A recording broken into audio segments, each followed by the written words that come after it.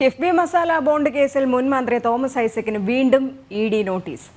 തിങ്കളാഴ്ച കൊച്ചിയിലെ ഓഫീസിൽ ഹാജരാകാൻ നിർദ്ദേശം നൽകിയിട്ടുണ്ട്. ജിജീഷ് കരുണാകരനുണ്ട് കൊച്ചിയിൽ നിന്നും വിവരങ്ങൾ നൽകാൻ. ജിജീഷ്, ഇത് എത്രാമത്തെ പ്രാവശ്യമാണ് ഇങ്ങനെ നോട്ടീസ് അയക്കുന്നതെന്ന് അറിയില്ല. തോമസ് ഐസക്കിന് പല പ്രാവശ്യം, കഴിഞ്ഞ പ്രാവശ്യവും ഇതേപോലെ ഒരു ആഴ്ചയ്ക്ക് മുൻപായിട്ടാണ് ഇങ്ങനെ നോട്ടീസ് നൽകിയത്. അപ്പോഴും എത്താൻ കഴിയില്ല, രാഷ്ട്രീയ ഇടപെടലാണ് ഇതിനൊക്കെ എന്ന് പറഞ്ഞ് തോമസ് ഐസക് ഒഴിഞ്ഞു മാറുന്നതായിരുന്നു കണ്ടിട്ടുണ്ടായിരുന്നത്. ഇതും അത് തന്നെ ആകാനല്ലേ സാധ്യത?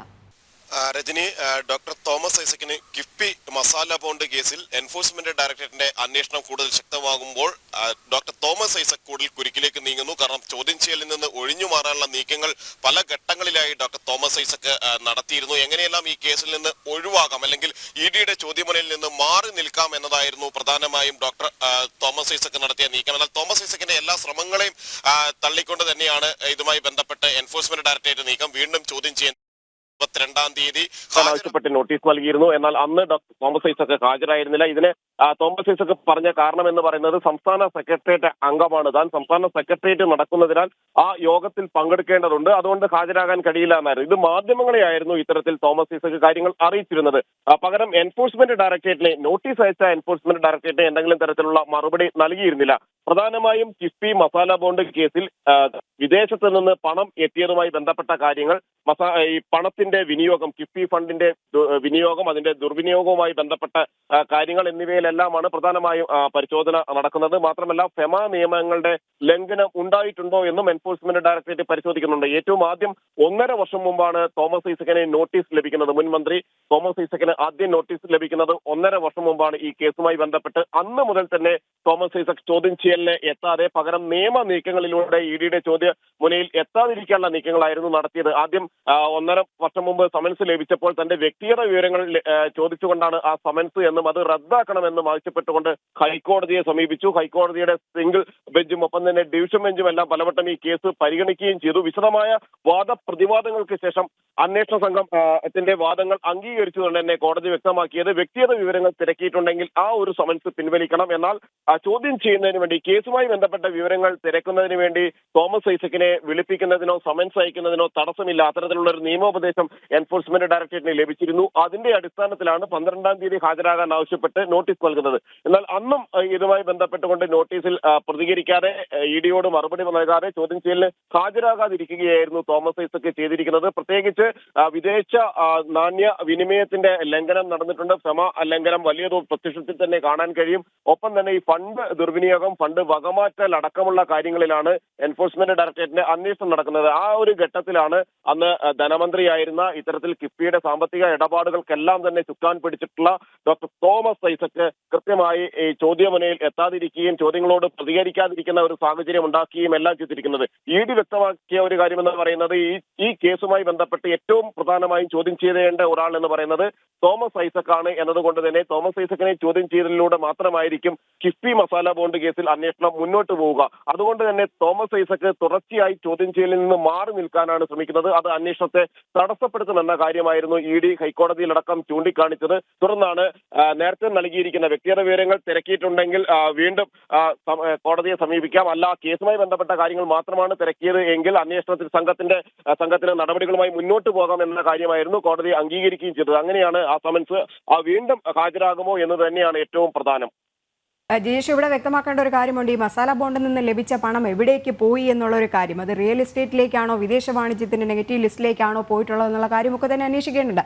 അതുകൊണ്ട് മന്ത്രിയായിരുന്ന തോമസ് ഐസക് തന്നെ ഇക്കാര്യങ്ങളൊക്കെ തന്നെ വിശദീകരിക്കേണ്ടതും ആവശ്യമാണ്. അതുകൊണ്ട് തന്നെയാണ് വീണ്ടും ഇ.ഡി നോട്ടീസ് നൽകുന്നതും. ഇനി ഈ വിഷയത്തിൽ ഇ.ഡി കടുപ്പിക്കുകയല്ലാതെ മറ്റു മാർഗങ്ങളില്ല. അതുപോലെ തന്നെയല്ലേ തിരിച്ച് തോമസ് ഐസക്കിനും?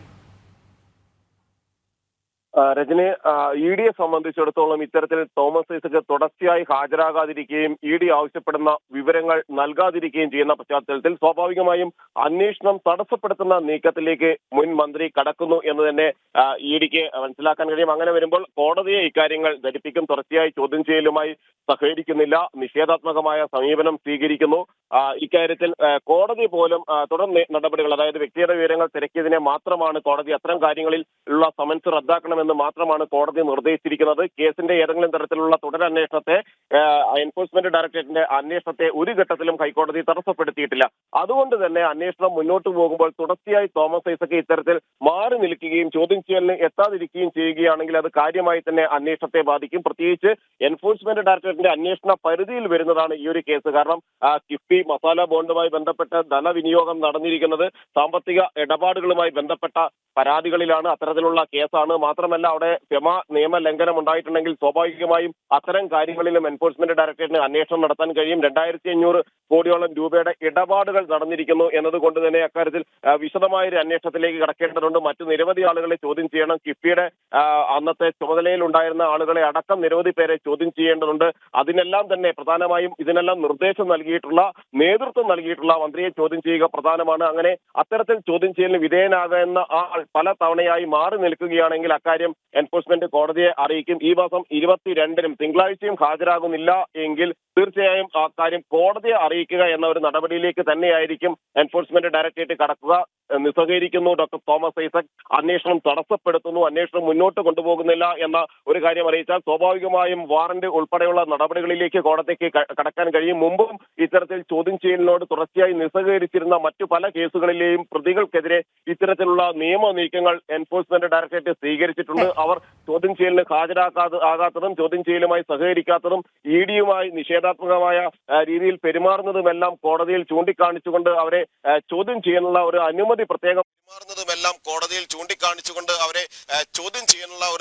പ്രത്യേകമായി തന്നെ വാങ്ങിയെടുക്കാൻ എൻഫോഴ്സ്മെന്റ് ഡയറക്ടറേറ്റിന് കഴിഞ്ഞിരുന്നു. അതുകൊണ്ട് തന്നെ ഇത്തരത്തിൽ മുൻ മന്ത്രി CPM നേതാവ് തോമസ് ഐസക് ഈ വലിയൊരു കേസുമായി ബന്ധപ്പെട്ട് സാമ്പത്തിക ഇടപാടിന്റെ ആയിരക്കണക്കിന് കോടി രൂപ ചെലവഴിച്ചതിന്റെ അത് ബിനാമി ഇടപാടുകൾ മറ്റ് റിയൽ എസ്റ്റേറ്റ് മേഖലകളിലെല്ലാം തന്നെ റിയൽ എസ്റ്റേറ്റ് മേഖലയിൽ ബന്ധപ്പെട്ടാണ് ഏറ്റവും അധികം പരാതി ഉയർന്നിരിക്കുന്നത്.